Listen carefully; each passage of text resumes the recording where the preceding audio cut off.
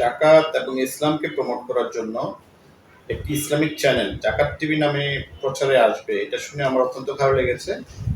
এবং বাংলাদেশের প্রেক্ষাপটে এই জাকাত টিভি নামে একটা চ্যানেল আসবে, এটা আসলে অত্যন্ত প্রয়োজনীয়।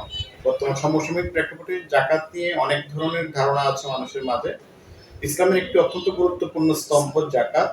এই সম্পর্কে মানুষের ধারণাকে পরিষ্কার করার জন্য এবং জাকাতের যথাযথ ব্যবহারকে মানুষের কাছে পরিচিত করার জন্য জাকাত টিভি নামে, এবং সাথে সাথে ইসলামের বিভিন্ন বিষয় নিয়ে মানুষকে সচেতন করার জন্য একটি চ্যানেল পৃথিবীতে থাকবে, বাংলাদেশে থাকবে, সেটা অত্যন্ত ভালো লাগছে এবং অত্যন্ত ভালো সিদ্ধান্ত, যুগ উপযোগী সিদ্ধান্ত।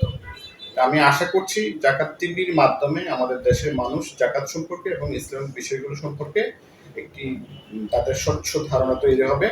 এবং আমি প্রত্যাশা করব জাকাত টিভি একসময় দেশের গণ্ডি পেরিয়ে বিদেশেও এই সম্পর্কে একটি মানে স্বচ্ছ চ্যানেল হিসেবে পরিচিতি লাভ করবে।